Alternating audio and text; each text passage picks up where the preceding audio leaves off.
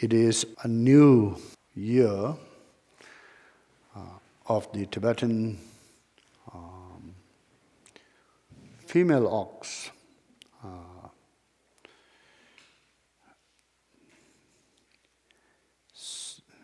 So in this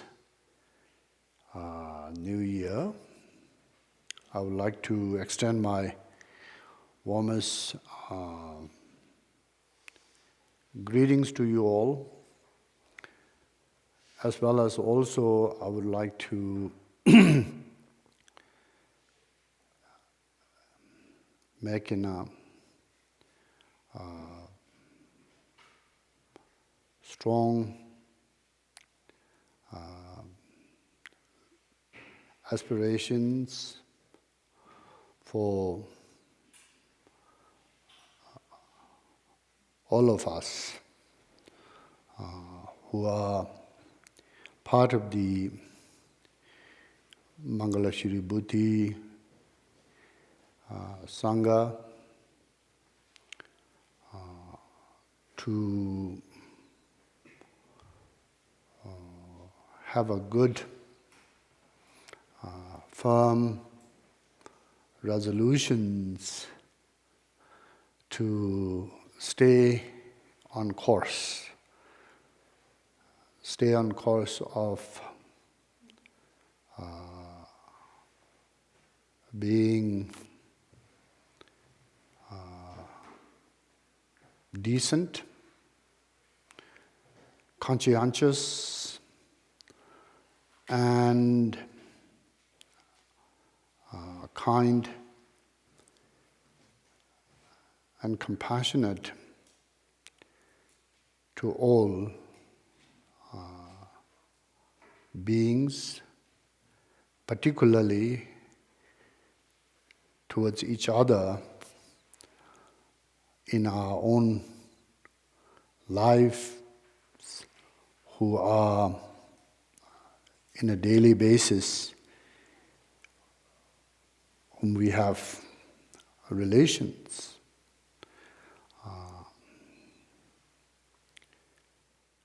However, in one hand, we are human beings, and human beings do come with flaws, as we all know, and a lot of the times of our own strong emotions, such as emotions of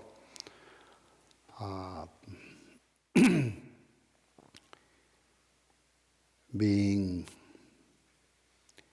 attached to oneself and one's own ideas, views, so as also one's own agendas that becomes somewhat almost impossible in many ways for us to feel that we could be changed, we could be different, we could let it go. Letting go of those might seem like letting go of yourself altogether, totally, so that one would then know not who one is. However, those attachments, just as an attachments that if one can keep to oneself, then of course, since it is not in any way conflict with world and others who are in one's world and one's life, Thus then there is no really much of an harm. But however, one's own attachments of sorts, that is in opposition to others' view, others'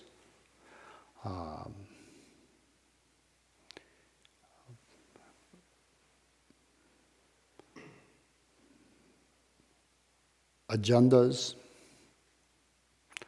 others strongly as well felt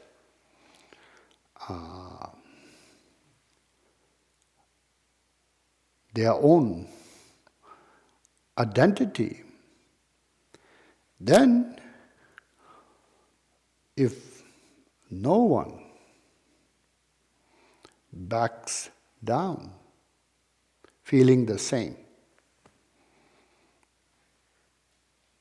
no one steps back and reviews what is to happen, what could be the outcome of both parties, both sides being stubborn, as if the stubbornness is going to achieve something of a greater good than reasons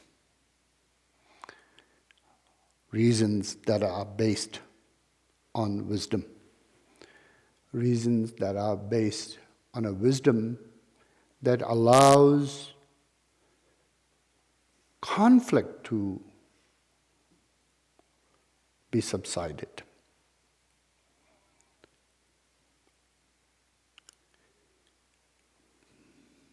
Disturbance to be subsided.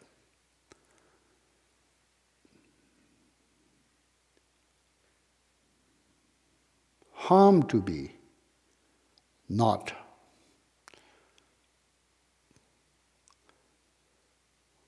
prevail, but rather subsided. So in this, there is the attachments, and there is the self who is attached to the various things that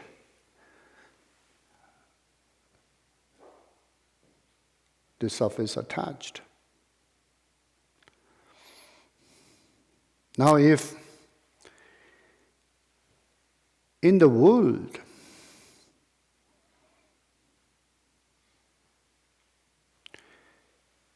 non-practitioners, non-dharma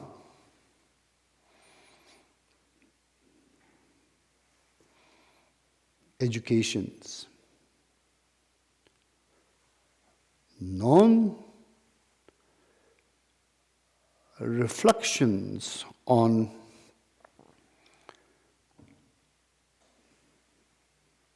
how one can make one's self tamed,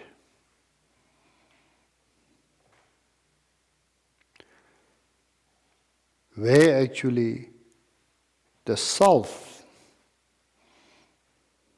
being strong, means of being firm in one's own attachments, where attachments of various kinds of one's own ideologism, one's own bias view, one's own bias agendas, could not be understood as a personal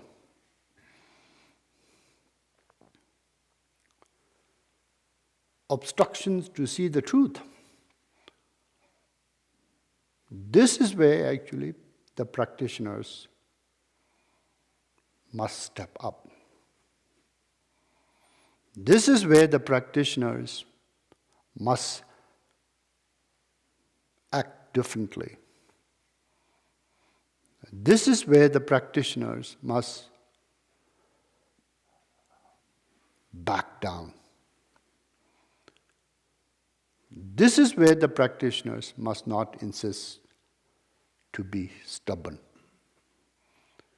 This is where the practitioners must understand how being a practitioner and student of the Dharma, and with the whole life of education, of reflections on how the self and the attachments of the self poses a threat life after life. How that kind of attachments is what has actually done so much wrong to us, life after life. And this is the various reasons why we are still in the samsara. How could the practitioner fail to acknowledge the very source of samsara, which is one's own attachments and which is one's own self, to be equally stubborn, equally not yield in any kind of changes. After a lifelong of work that one has supposedly been doing on the mind and the self, to be more malleable, more reformable. Therefore, one can actually have a greater perspective. And with a greater perspective, one can actually let go of the small conflicts, small sacrifice here will mean that you are still on the course of Dharma. You are still on the course of pacifying one's own mind and one's own emotions of such high charge. One still is, though tempted, though challenged, though feels like in the common sort of consensus you are being weak, as the Shantideva pointed out.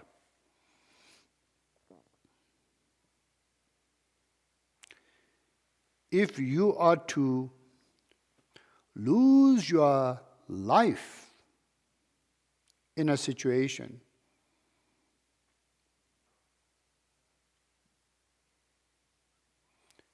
but instead you lose a limb, what should you actually view the outcome of that for you? A favorable or unfavorable?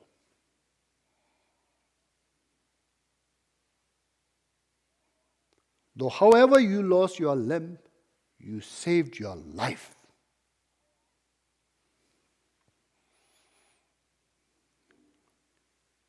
So saving your life in comparison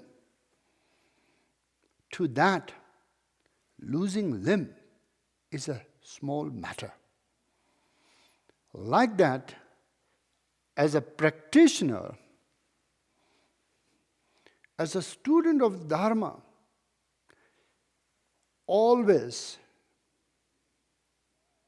however tempted, challenged, feels one's emotion could not be compromised. Self could not be compromised. The very thing in such situations to save one's bodhicitta, save one's practice of the bodhicitta, to not lose the equilibrium of one's own love and care for all beings, to feel compassion, particularly kind of the compassion that we must feel more not who is actually suffering externally, but who is suffering more so than externally with a lack of food, lack of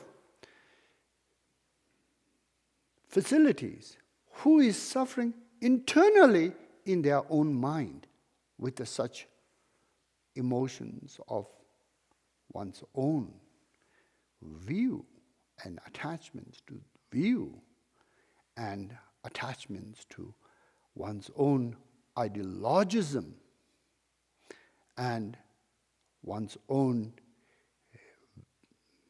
various attachments to the agendas that becomes preoccupation of their mind day and night, where there is no really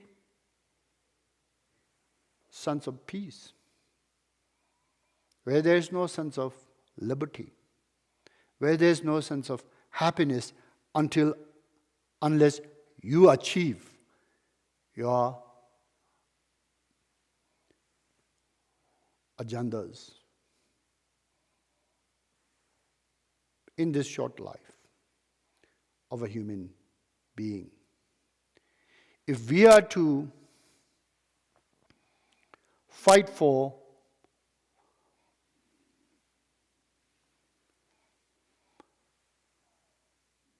our own ideologisms that is in conflict with others' ideologisms,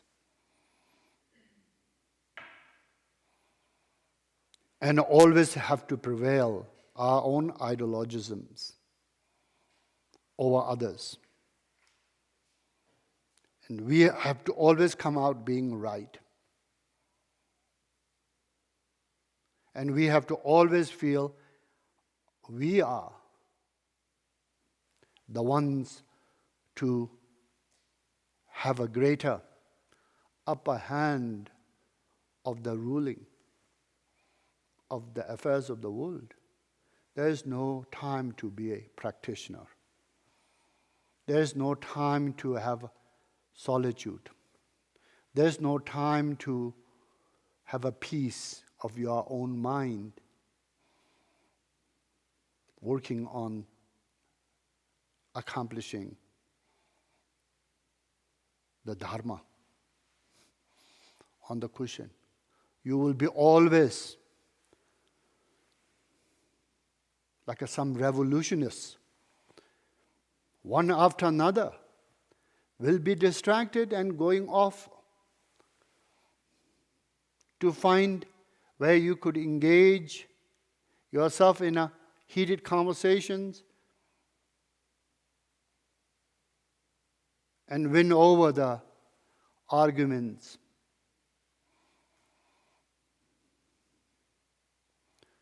These are the four conventional wise people, conventional revolutionists, conventional leaders, conventional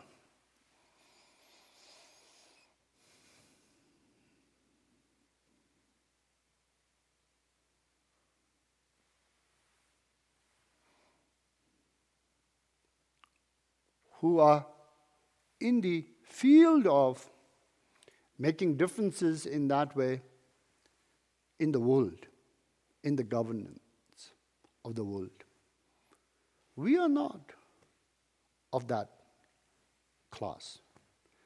We are maybe just only a citizen that may vote, but after voting, you are done with what you can do. And then you are to focus on your own spiritual path, pacifying your mind, continuing your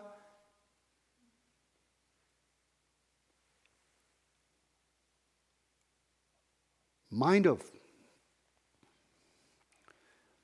equilibrium, peace. To preserve the peace, and based on the peace that you feel inside, extend loving kindness towards all. Compassion towards all. Especially those who opposes us. Especially who perhaps there is none who means personally to you. But if there is one who means not well to you, to extend the compassion to those so-called adversary, enemies, are the spiritual path. Otherwise, there's not going to be a distinction between non-practitioners versus practitioner. Education in general political science versus education in the Dharma. Education in non-violence, regardless of however you find in any conditions that actually is challenging and threatening, versus non-violence only in speech when all is good, but violence when you are threatened.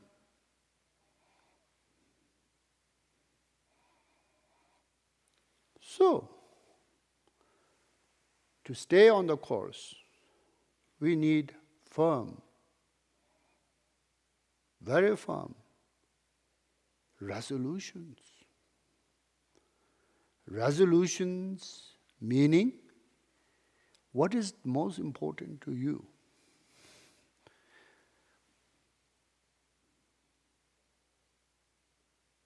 You have to make that your resolutions. It doesn't matter you made that resolution last year and you are making that resolution this year again.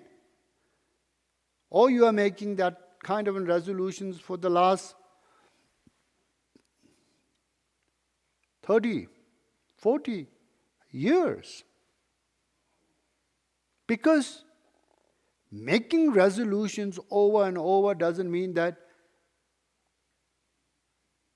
you don't have a creative mind to find some resolutions to focus on.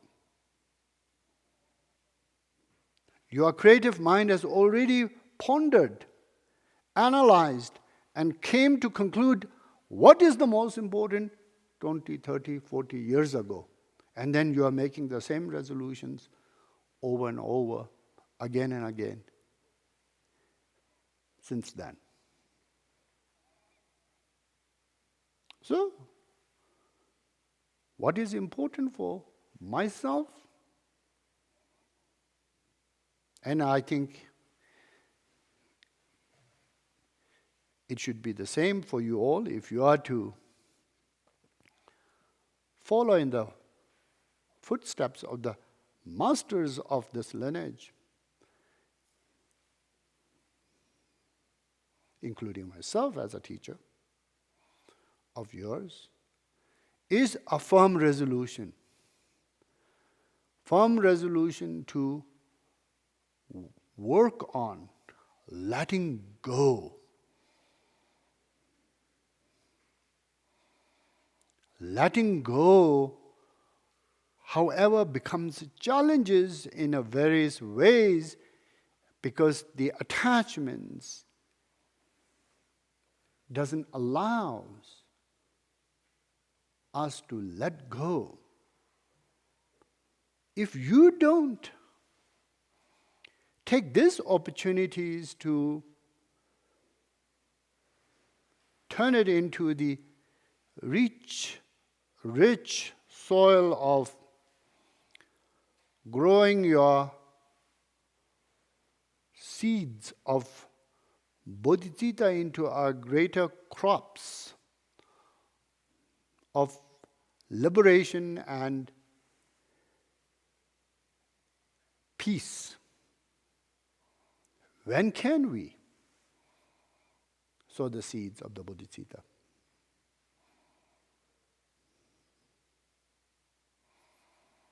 So, more challenge in the world as there is now,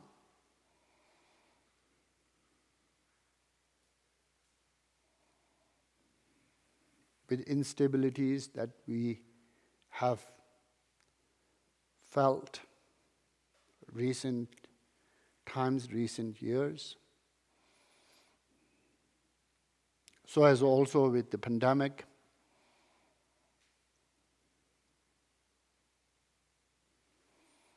So as with the heightened emotions all around the globe.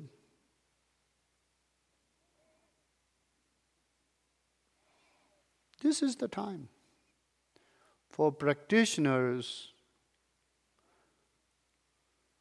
to be example.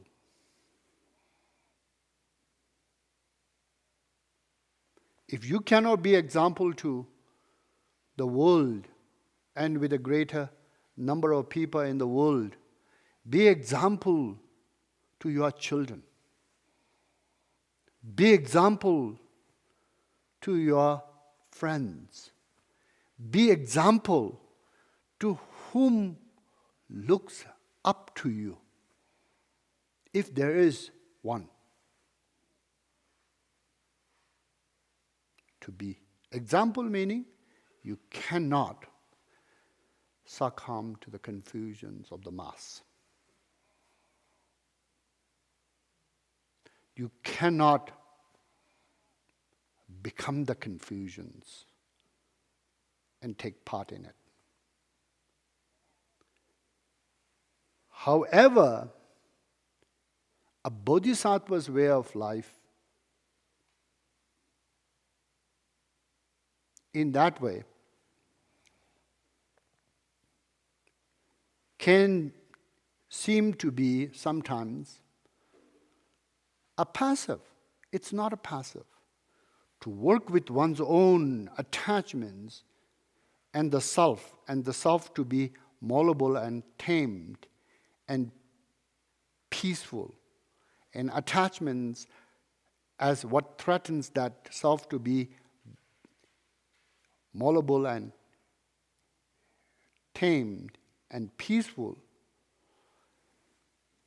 is threatened to let go of the attachments, not employ the divisiveness and aggressions, not to employ biased view, not to repeat that which actually makes anyone feel excluded. That which makes anyone feel lesser and stupid.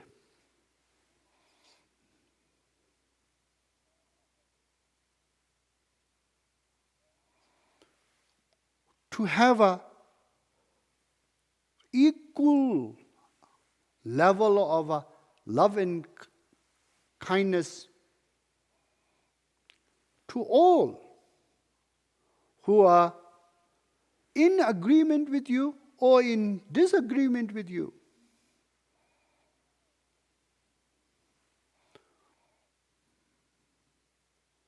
Who feels marginalized and excluded, being welcomed, embraced by your love and kindness,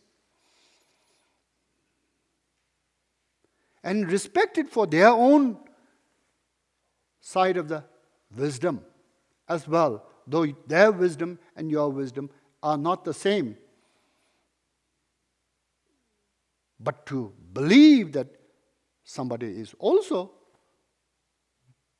just because they disagree with you, that they are therefore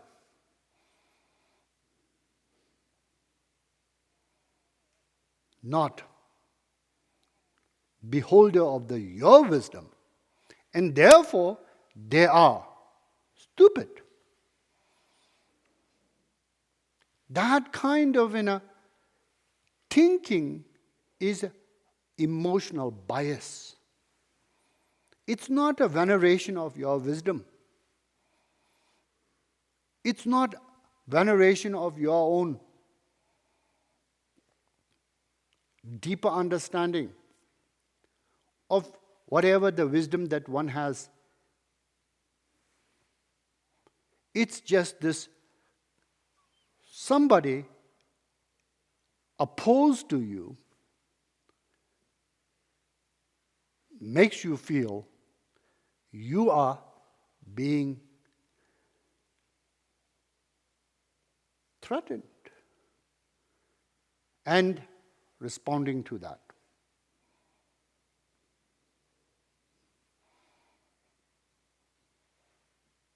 A true wisdom and the veneration of the wisdom should be like the great masters of the past. Though philosophically you could actually have a different points of view of tenets, but personally have utmost respect for each other. Like a Jamgu Mepham Rinpoche with a Je Rinpoche.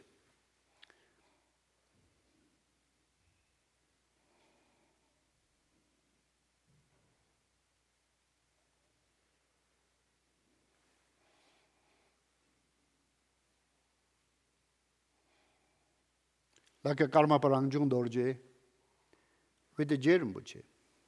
Je Rinpoche's view is a different view than a Karma Parangjung Dorje's or Michu Dorje's or Jamgu Mepham Rinpoche's. But personally has an immense respect and veneration. A view being different in the tenets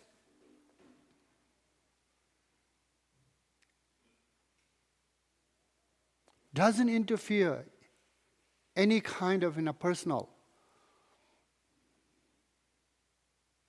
lead to have that kind of respect. or love.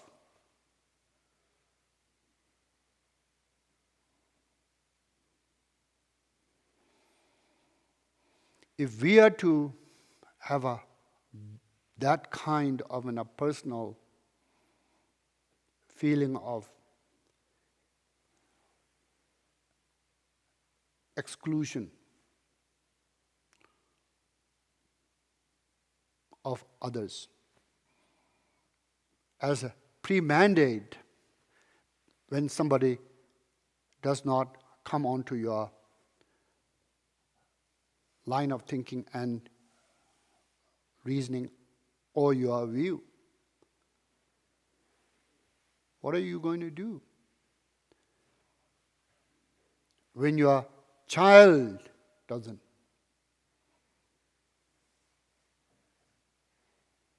agree with you, when your spouse doesn't agree with you,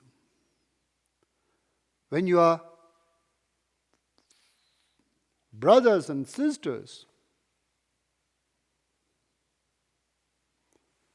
dear friends, do not agree with you,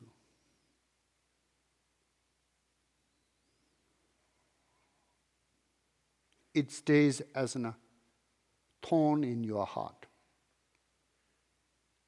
It stays as some gnawing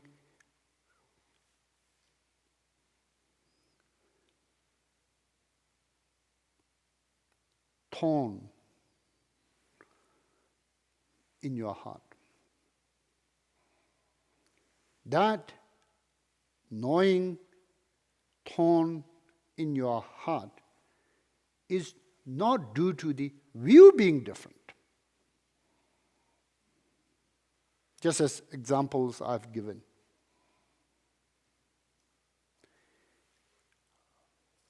It comes from not being able to respect others' point of view. Not being able to respect others' point of view when others' point of view is different from you comes from personal ego attachment to your view. That's emotional, not intellectual.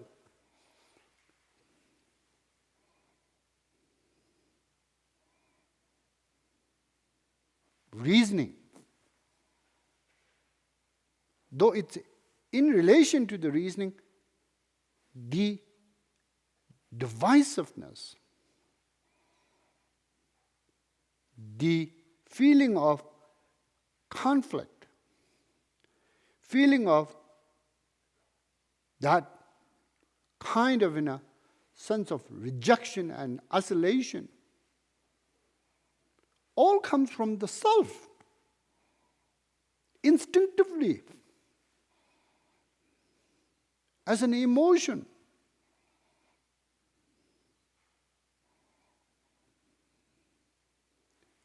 That being the way in which, if we have to live our lives are never going to be secure. Our lives are never going to be peaceful. Our lives are never going to be friendly and enjoyable with anyone other than who just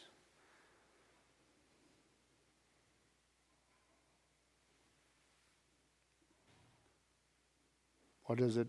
The word.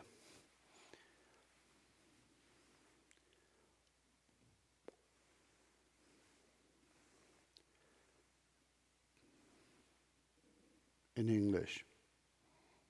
Suck up to you.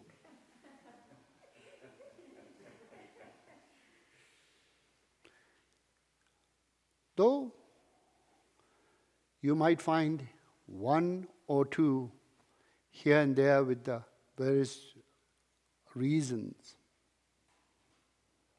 Sycophant. Sycophant is the word I'm looking for. You might find one or two sycophants here and there. But would you want to spend your time, whole of your rest of life, surrounding sycophants? And what does that say about your state of mind? Stability of your state of mind. Intelligence of your state of mind. Ability to work with your mind and emotions in any kind of situation of opposition to you and your self.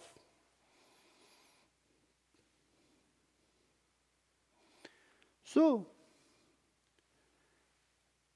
this is the perfect time.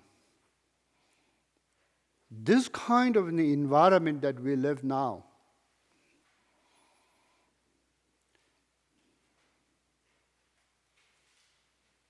for some time, it's going to be this way, I assume. The world is going to be this way, I assume. There's going to be some rise of more challenges. But staying firm, resolute, to find within the situations of a challenge and conflict and globally chaos in equilibrium, in peace, in greater need and greater zeal in practice of patience, practice of loving kindness across the space, compassion to all, particular who differs from you, who has a strong,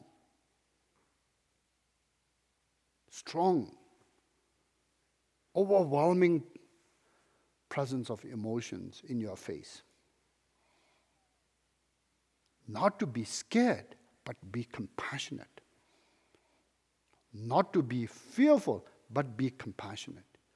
Not to feel threatened, but be compassionate. Not to reject, but be compassionate, embrace in your heart as how they must feel inside.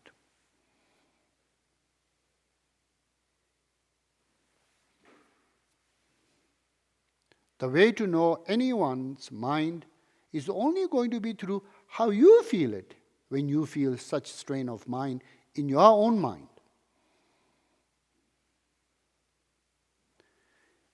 The way to know any emotions of others is to know your emotion when you have such strain of emotions in your mind.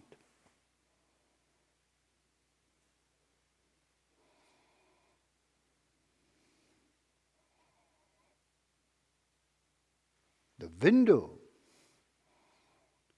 to know humanity is to know your mind and your own emotions. And in knowing your mind and emotions, you could discern what is painful experience of mind and what is peaceful experience of mind. What is a blissful experience of mind and what is a torment and torturous experience of mind. So always, when you are faced with the overwhelming presence of someone's thought or someone's emotion, go back on the question and analyze how would that be felt in your mind. How would that thought if you have that thought, will be felt in your mind. How would that emotion, if you had that emotion in your mind? Try to recall in the past when you had such emotions in a different times.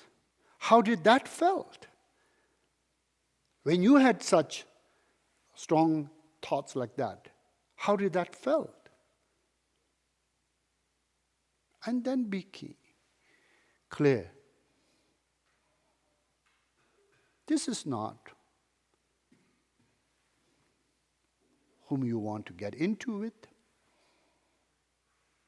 This is where you could be patient. This is where you could actually embrace the person with the loving kindness and compassion more so than ever before. This kind of a track of further fueling the sense of alienation from one another through kind of a one thought that actually makes it into a 5 thoughts and becomes a 5 thoughts. 5 thoughts that makes into a becoming a 25 and 25 thoughts that makes into becoming 100 thoughts. At the time of 100 thoughts already being kind of pondered upon, feeling close as your own son, your own daughter, your own father, your own mother, your own spouse, your own brothers, your own sisters, your own dear best friends, like a stranger, totally scary and totally somewhat opposed to you and your life and your world. What good does that do to you? So the way to actually overcome that is bypass those kind of peripheral,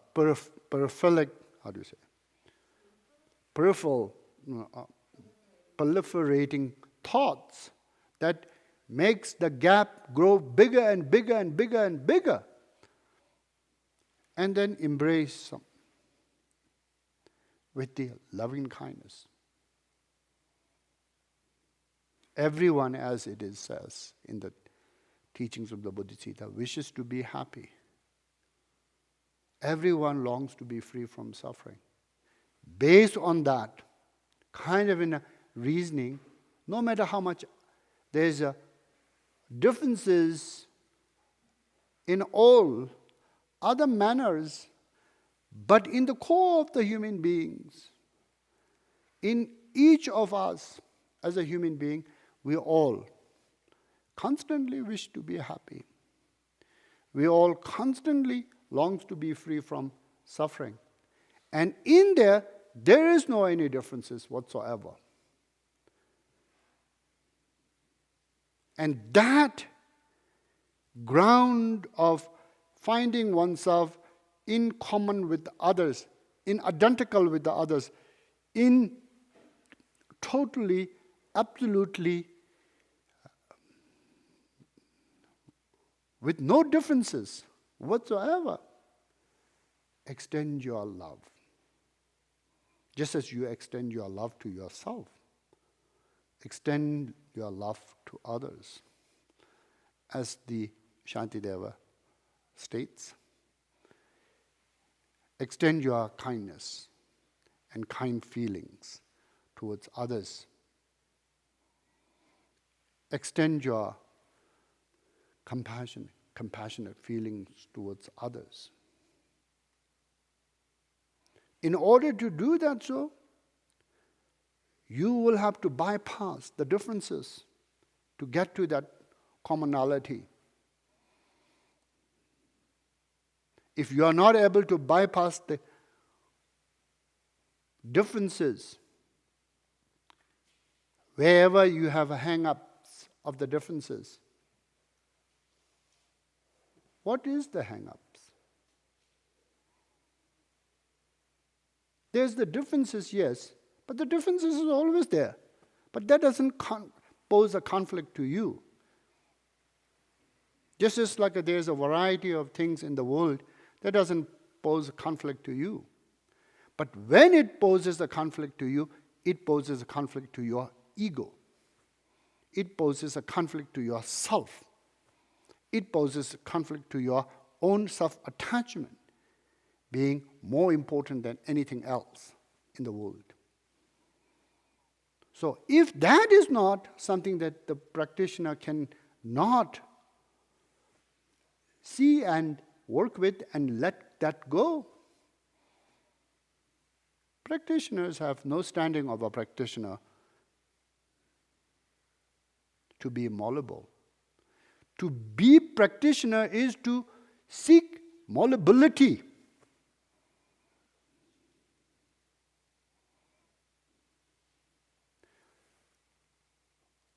Change,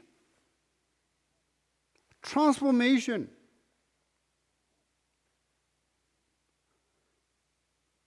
shading one's own obscurations,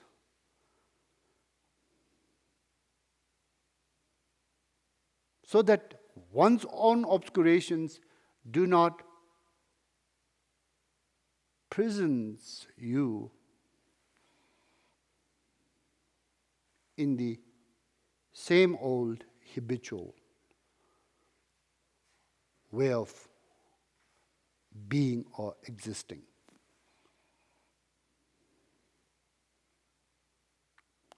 So, flexibility, not gullible. Flexibility based on the wisdom. Malleability based on the wisdom. Changeability based on the wisdom. Transformable based on the wisdom is the premises of being a practitioner of the Dharma.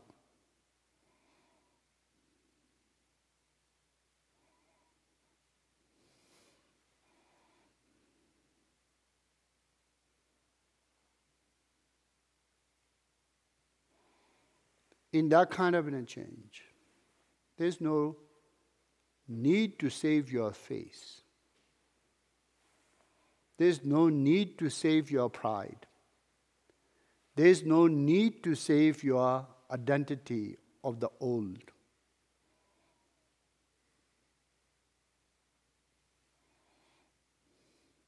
If there's some reasons to save your face, save your pride, save your identity, Prince Siddhartha would never have left the palace, never would have found the enlightenment. That kind of an ego and ego's face, ego's pride, ego's identity,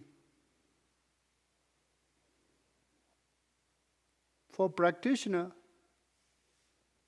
that is the worst impediment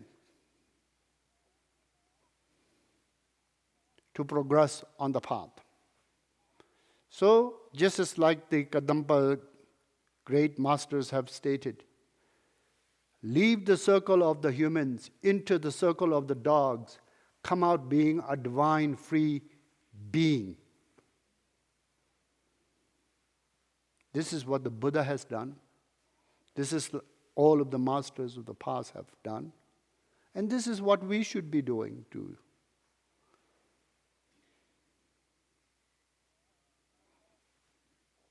So, I urge you all to make that firm resolutions, commitments, and aspirations to stay on the course of being practitioner. And then in this year, just like last year, what you have tried your best, try your best.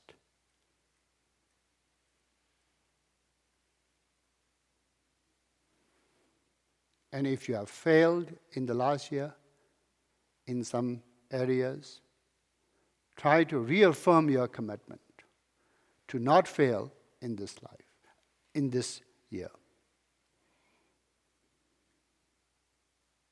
So, beyond that, my warmest wishes for all you to be healthy, all your families to be healthy and happy, as well as also be prosperous, and as well as also to really make immense progress in the life of being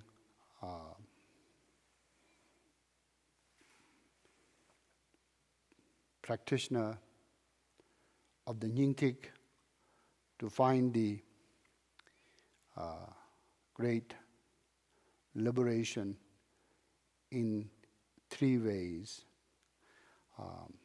either in this life, or at the time of the dissolution, or in the celestial realms. These are aspirations, but these aspirations has to be supported by your endeavors. Just aspiration alone is not going to do. It has to be supported by one's endeavors, and in those endeavors, may you have a great success. Thank you all very much.